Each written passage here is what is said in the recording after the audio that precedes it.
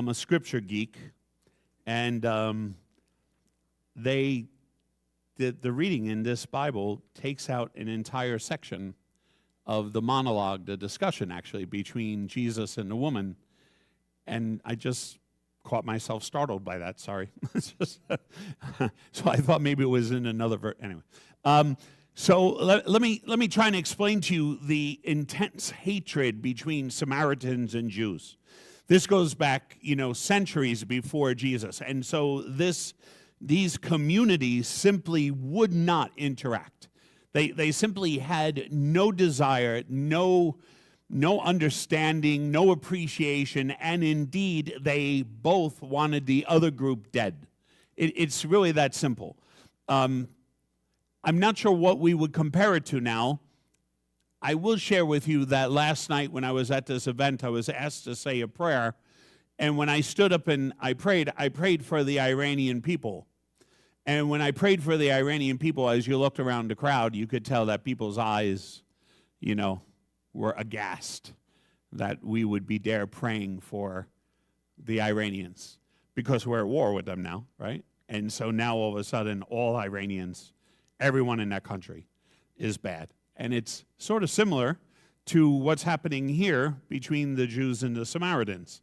So humanity hasn't changed much, is, I guess, the point. But we have to ask ourselves, how is it that Jesus leaves a Jewish region and ends up at Jacob's well? Jacob's well is deep within Samaritan territory. So Jesus actually has to go off of a trail or whatever direction he was heading. He has to travel into Samaritan territory with, oh, by the way, 12 other guys, okay? Which honestly is not good for them. It doesn't look good. And if they were met somewhere along the way by a group of Samaritan men, I can assure you this story would have ended, 2 pages earlier than what it did. But the fact is that Jesus literally goes out of his way, literally, puts himself into a region where he is not appreciated because of his background, because of the fact that he is a Jew. And I want you to note, if you will, where is Jesus during this entire encounter with the Samaritan woman? Jesus, the gospel says, sat at the well. He never moves. He is always there. He is always present. He is simply seated, and this woman approaches at noon. Now, the part that they skipped, which I think is an important part, which I don't know why they skipped, but the reason that she is going at noon is because she is seen as a sinner. Okay? Jesus, according to John's gospel that we didn't read today, Jesus says to her, go get your husband, and I will bestow upon you this living water. And she honestly says, I don't have a husband. And he says, you're right. You've been through 5, you have a 6, but you're living with a 7th. And so Jesus reveals to her the one thing that she is terrified that he will learn about her. Jesus already suspects. The reason the woman's coming to the well at 12 is she's not welcome with the other women early in the morning. No one from the town of Samaria goes out to this well in the middle of the day. It's too hot. It's literally just beastly hot. And so they don't go out. Everyone goes in the morning. All the women go out. They kibitz, and talk along the way. And, they kibitz on the way back. But this woman's not invited, and she's not welcome because she is seen as a sinner. And because she is a sinner, she has to drag herself out there in the noonday sun in desert Mediterranean territory to get water to drag it back. So when Jesus says to her, hey, I have living water for you, and you will never have to draw from this well ever again. She, of course, is ecstatic because what she thinks is, this is perfect. Give me the water. I don't have to come here at noon anymore. I get to stay home, and the water will always be there, and everything will be all well and good and settled, and my life will be content. This is one of those gospels that Jesus makes it perfectly clear what it is that Jesus has come to accomplish, what he has come to establish, and that is the wellspring of the Father's Spirit within each one of us. He doesn't change her material world. The woman still has to get up and go out to get water. But the one thing he does change, and you know this because of what happens, she goes running into town and she says, I have talked to the Messiah, come and see him. Now, mind you, this is a sinner of a woman. She is not welcome. She's not allowed in marketplaces, right? She's not allowed to worship with other Samaritan community. She's definitely not able to draw water from the well in the morning like everybody else. She's not allowed to be around anyone else. She is based by society a sinner and an outcast, except for, of course, the one guy that she's living with who doesn't really seem to matter, that she's been through 6 other guys. So, the fact of the matter is that she has this plight on her, and yet she is the one that Jesus infuses his Spirit into. I have said for 25 years since I've been here, no one enters the presence of Jesus and leaves the same way they enter. It has been a tenet of my spirituality, forever. I just simply believe that we need to discipline ourselves to be there. So Jesus is in a foreign region. He goes, and ironically, the only one that he meets is this woman. Notice the disciples are going into town to buy food, which 12 men Jews walking into Samaria, it's not exactly the best idea, but they're hungry, so they're going in. And he's there, Jesus is there, and has this encounter. Notice, if you will, how gutsy the woman is. Jesus says to her, hey, would you give me something to drink? And the woman's like, you, a Jew, asking me? But the encounter goes on. He goes, yes, please give me something to drink. And she goes, you don't have any way of getting this water out of the cistern. So what are you doing here? What's this all about? And then Jesus slowly begins to reveal that the very reason that Jesus is there is to encounter her. And you and I think, with our brokenness and our sinfulness and the things that we're not proud of, that in the midst of all that Jesus is not pursuing us, and yet this gospel makes it clear that Jesus seeks out, even to risking his own life by going into a Samaritan territory, to see and encounter this woman.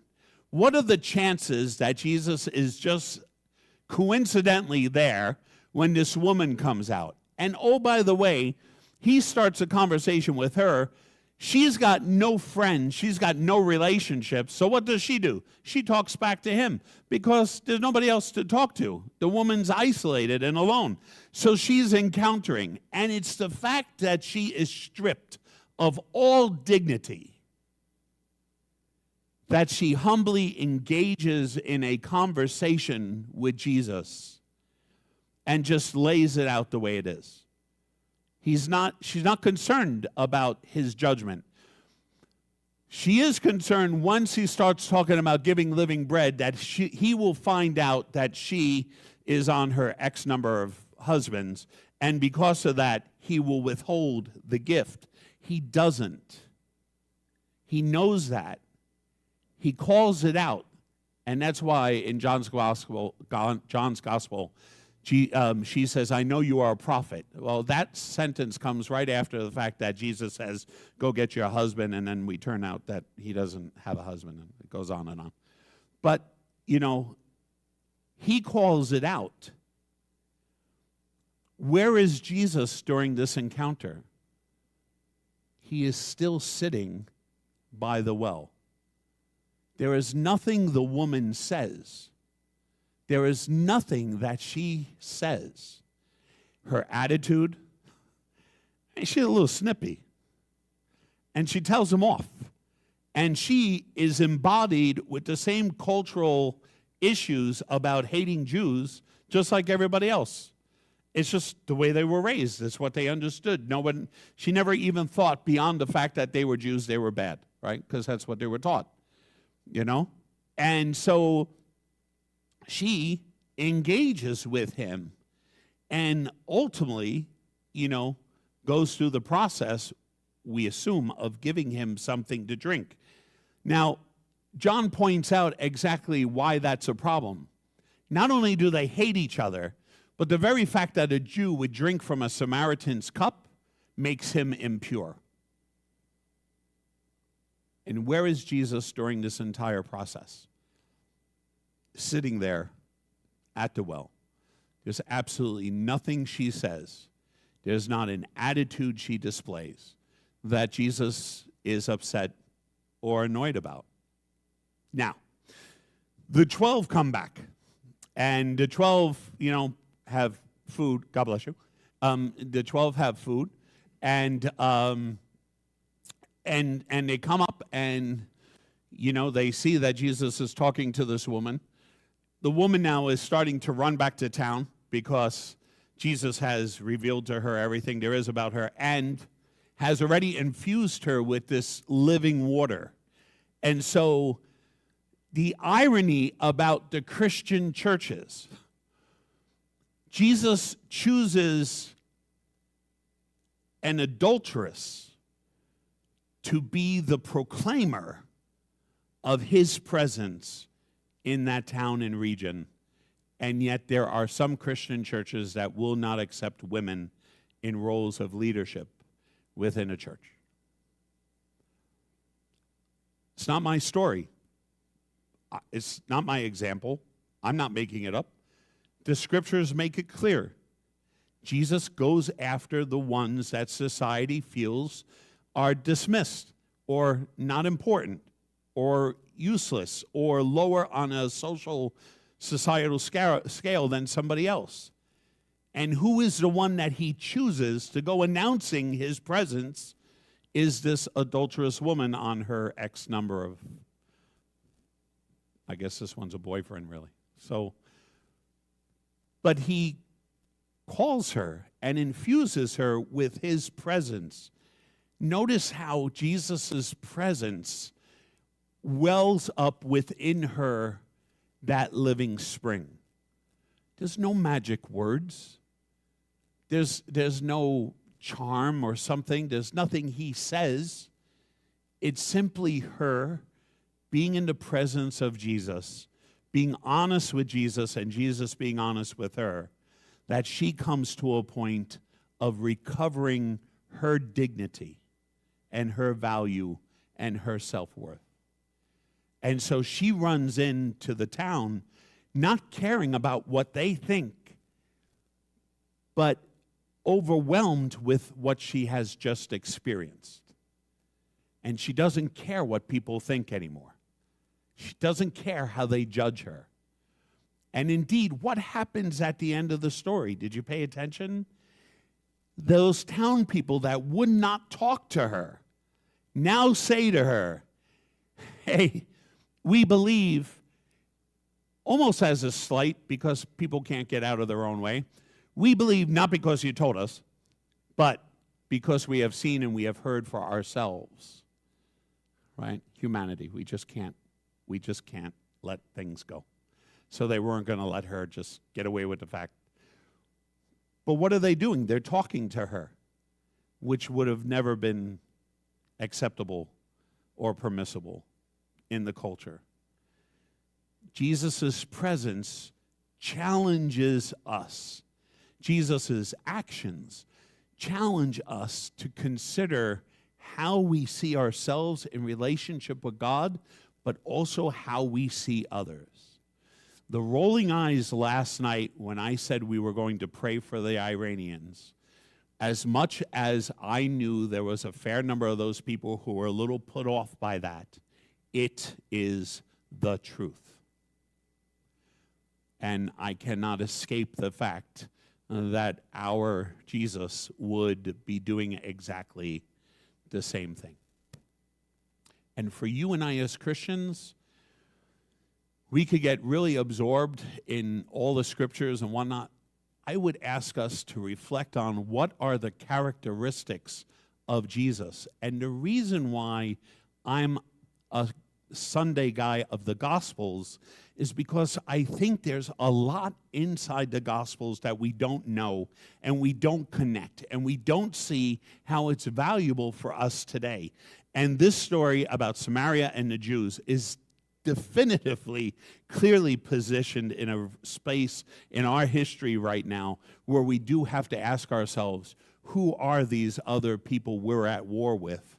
And whether or not all of them are bad and evil because they bear the name Iranians or that they fly a certain flag, all of them. And yet Jesus, goes out of his way to go into a space to encounter. And notice, if you will, he's giving something away. He doesn't want anything from her. And for you and I, we always think we got to give something up or we got to give him something so that we get something back. He doesn't want anything. He doesn't demand. He simply offers this living water. And that if you knew who it was who was talking to you, you would be asking me. But he doesn't say she has to change her life. He doesn't say any of that. I'm sure by the very encounter with Jesus, that does come to pass. She looks at her life, she makes an assessment, she determines what is really good and healthy and right, and so she changes, but it's not forced. What is it? Jesus gives her something first, and it is meaning, purpose, dignity, self-respect, love. Love. And the love transforms her. This season of Lent, we're all sort of being invited to take a look at the depths of our hearts, of those areas that we need to make adjustments, and we need to consider how is it that we're thinking and whether or not our thoughts and how we act and behave and think are actually the way Jesus would behave and act and think. And it's challenging because we realize how far away we are from that. And just like in this woman's case and in this situation here, the Jews are Jews. They've been taught and trained in culturally one way. Samaritans, culturally trained in a certain way. We have to be a people as followers of Jesus that take what we think and bounce it off of how would Jesus think? How would Jesus react? What is it that Jesus would do? Because ultimately our command is to be Christ-like. God bless you.